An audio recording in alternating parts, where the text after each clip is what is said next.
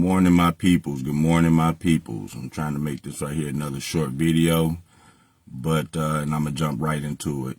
So the more and more I sit back and think, the more and more I sit back and, ponder to myself, I come to realize that my ancestors, my spiritual team, they were really at work, mainly in between that time when I first lost my son and afterwards. See, it was some things that happened that I think about now that back then I wasn't thinking about. So remember, yesterday I told y'all, for me, my spiritual guides, when they talk to me, they don't play no games. Whoever this is, whoever my spiritual guides are, they are not here to play no games. Because when I tell you, see, when I say spiritual guides, for me, everything I talk about is me. When I say spiritual guides, I'm talking about the ones that really direct you to where you got to go. And these people aren't nice about it. Just because they might be angel guides or spiritual guides or ancestors, whatever you want to call them, because I believe they're your ancestors. And I'm going to tell you something, they're going to be your strongest ancestors too. That's going to tell you flat out like it is. And I'm going to tell you again, it may be at your lowest point. You're going to be at some low points. I'm talking about these right here going to be your real guides when you're going through a situation like that right there, okay? These guys are going to tell you things that strike so hard. And when I tell you these things strike so hard, these things strike hard to the point to where if there was another person on the other side of you telling you the same exact thing that you just heard yourself say, you would probably be offended by it. You would probably have something to say about it. You would probably ask yourself, how could you say something like that at a time like this? But there is nobody over there on that other side. It's just you. So you can't even be mad at nobody. That's what I mean. This stuff will sit you down and make you think. You know what I'm saying? And like I said, at that time when you at your lowest, then all type of stuff gonna be coming in. And so remember yesterday I was talking about how how demons come and they don't look like spirits and stuff like that. They look like people, right? Remember I was telling y'all about that yesterday, right? Now sitting back thinking, I had another time that this right here happened as well. And I'm going to tell you how I knew that they were demons. And this is how I spotted it out. So the day after my son passed, what happened was he gave me a phone call. They got pulled over by the police right here on 6 Mile and Connor. So if anybody was around at that time, this right here is what was going on at that time. This was the day after my son's passing. And so I had 2 sons that was riding with a person and they got pulled over. I got a phone call from my son. He was upset and I hear him talking to the police. Instantly, I jumped in my car and I ran directly to wherever they were. At that time it was on 6 Mile and Connor. Or Outer Drive, whatever you want to call it. I get there, right? Now, at this time, I'm still up under a lot of pressure, too. This right here wasn't even 24 hours after, the passing of my son. I get there. The officer, I had my hands up. When I walk up to him, I'm talking to the officer, but I'm also walking up and I got my hands up and he's so hostile and this is what I'm talking about. These demons. You know what I'm saying? Because they are supposed to de-escalate a situation. You see what I'm saying? Not escalate a situation. In this case right here, I ran into an officer that escalated the situation because when it was all said and done, he pushed me to a breaking point like really fast. So when all this right here happened, before you know it, I had somebody holding me back. This officer then got over here and did one of these numbers. He already got one of my sons in cuffs standing on the outside of the car. My other son is in the inside of the car cuffed. And then now he done just agitated me and he don't even know what's going on, which is why I was trying to get there to let him know that, hey, wait a minute, they just lost their brother. You need to be cool because you don't know where they coming from. They wasn't trying to hear none of that. This is what I'm talking about. These demons that you don't see. You know what I'm saying? They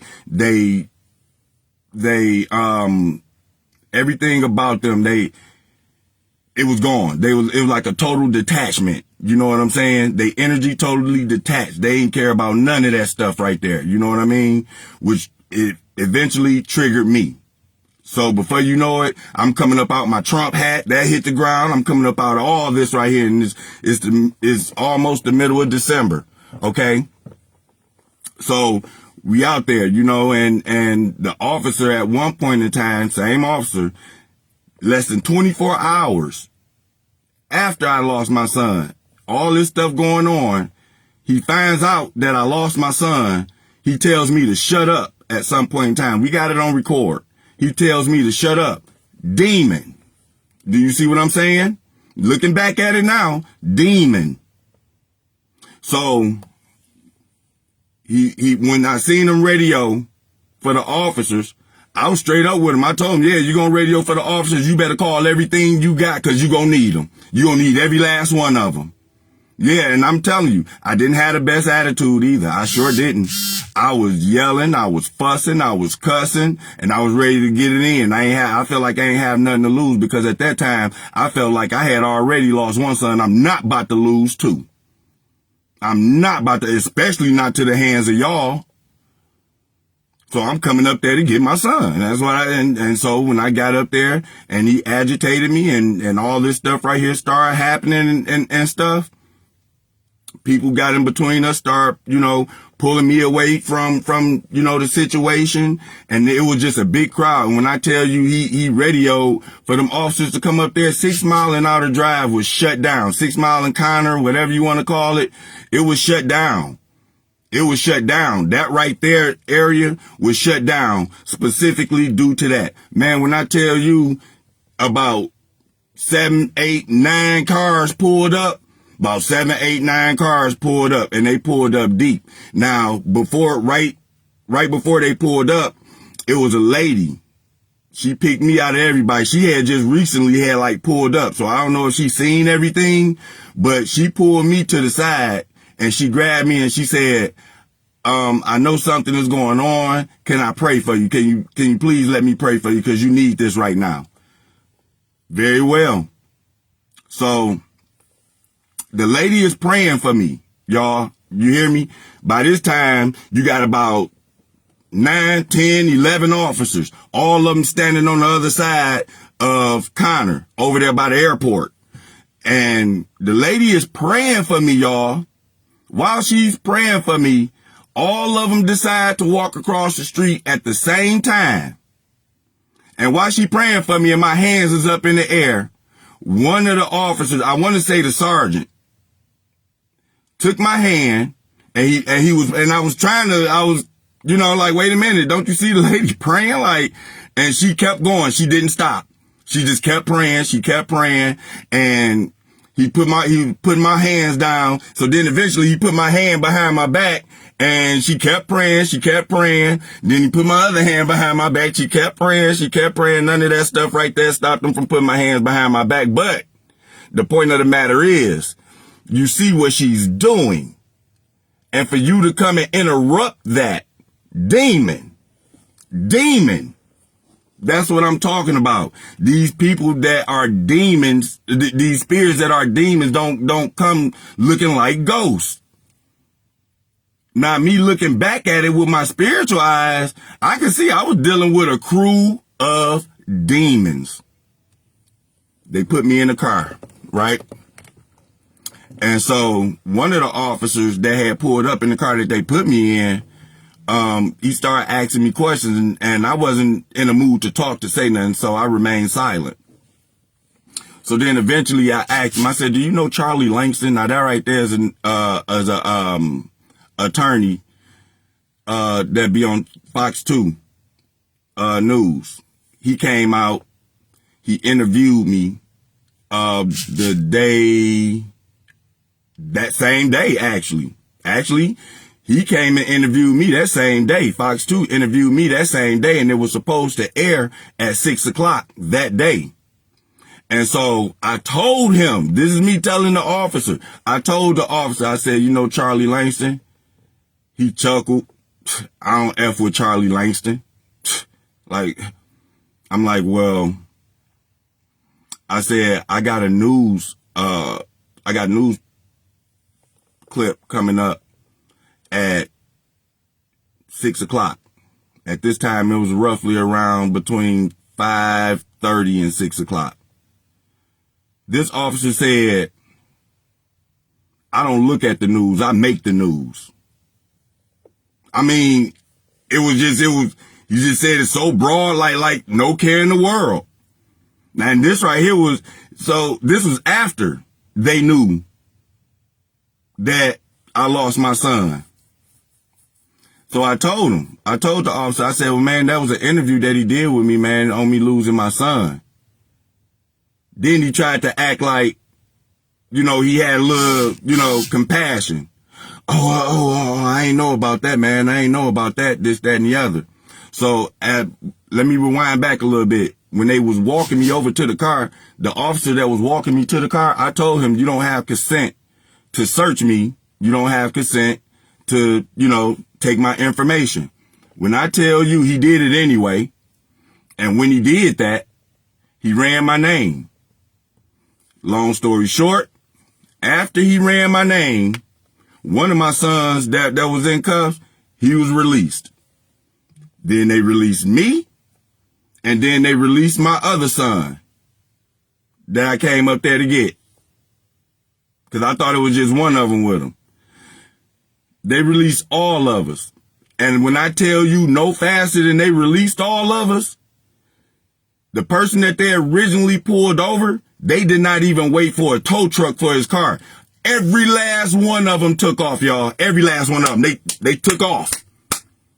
Soon as they ran my name, and I'm talking about, you should have seen them. I'm like, y'all ain't gonna wait for the tow truck? Cause y'all about to take the car.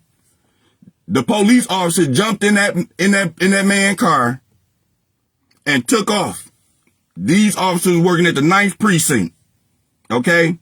The point that I'm trying to make is this right here. My angel guides were with me. They had to be. They had to be, because under any normal circumstance, under any other circumstance, I would have been taken to jail. You see what I'm saying? So something was there. Something was there, but I couldn't see it at the time. And that right there is typically what your angel guides are there to do.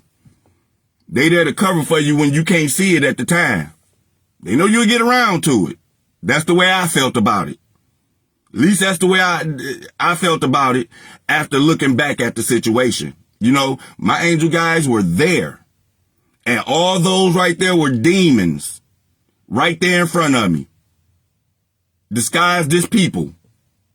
They had on badges. And I'm not saying this right here. Listen, let me get this right here straight. When I say demons, I'm not talking about in a political way that the average person hate law enforcement. I'm not talking about that. I'm talking about beyond the body, beyond the skin, the spirit behind the skin. Those were demons. Okay? Nobody comes up and interrupts a prayer while somebody's praying for somebody in need. Okay? Nobody interrupts that. Okay? Nobody interrupts that prayer like that, a godly like person. Interrupt a prayer that somebody is praying over someone that's grieving. And this lady didn't know me from nothing. So she couldn't have known that I was grieving. She ain't know me. I didn't know this lady. You understand? So those are the things that you got to look out for when you're going through that. And this right here was less than 24 hours after my son passed. So by the end of that right there, like I said, I left the house to go get my son, and we wound up coming back home, and we was able to catch the clip of the news that they did when they gave me an interview. You know what I'm saying? But these right here are the demons that I'm telling you that you're going to have to look out for when you in that slump, because they coming, baby. They coming, and they coming fast and furious. And you looking at them like they people. These are not people. These are not people. Okay? You cannot be human and operate like that. Okay? You can't. And for you, that's where you gonna have to stand up and be your strongest at. For you gonna have to be your strongest at your weakest point. I'm telling you, you're gonna have to be your strongest at your weakest point. And that's something that you gonna have to do by yourself. I had to do that by myself.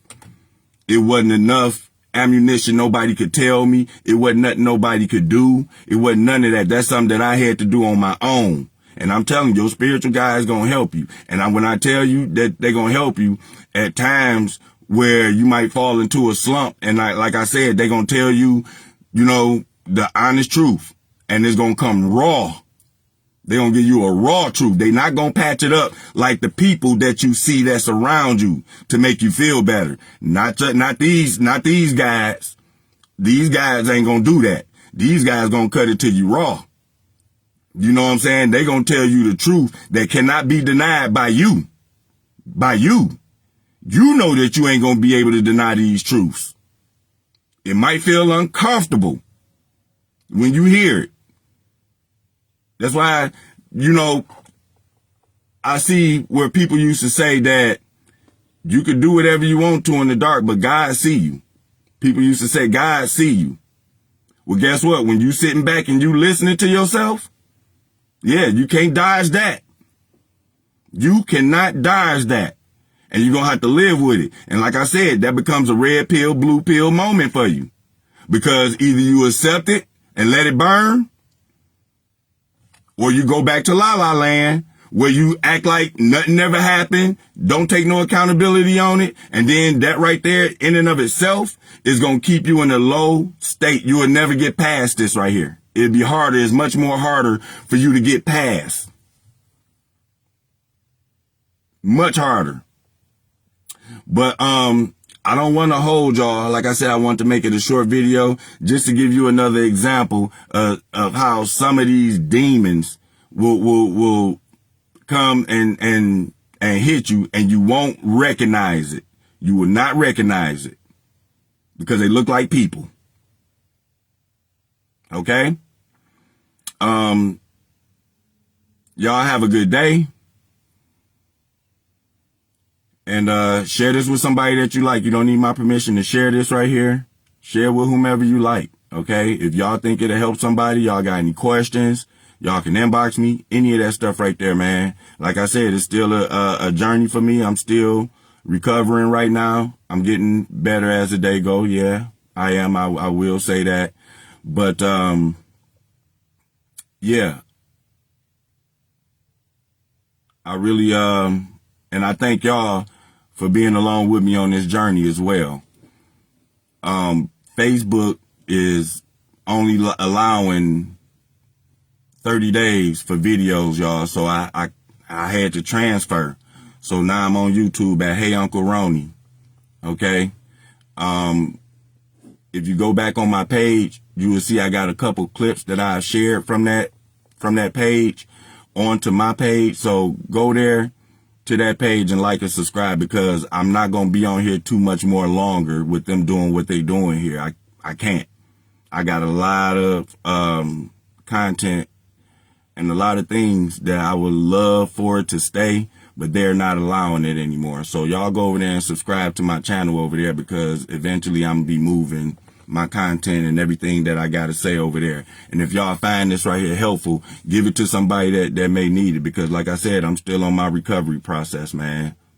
I still can't believe that my son gone, but at the same time, I know what it is. So when I say stuff like, you know, I can't believe my son gone, that right there will be me still holding on to the physical, because I know spiritually he's not. He right here, you know what I'm saying? Spiritually, you know what I mean? But you gotta be able to see from that lens though, you know what I'm saying? And it's a process. It takes work. It takes work. You got to do the work, flat out. But I'm gonna let y'all go. I ain't gonna hold y'all up no longer. Y'all have yourself a good day. If I come up with anything else that I want to talk to y'all about, I sure will go live later on. But again, go over there to Hey Uncle Ronnie over there on YouTube and subscribe to my channel, okay? Y'all have a good day.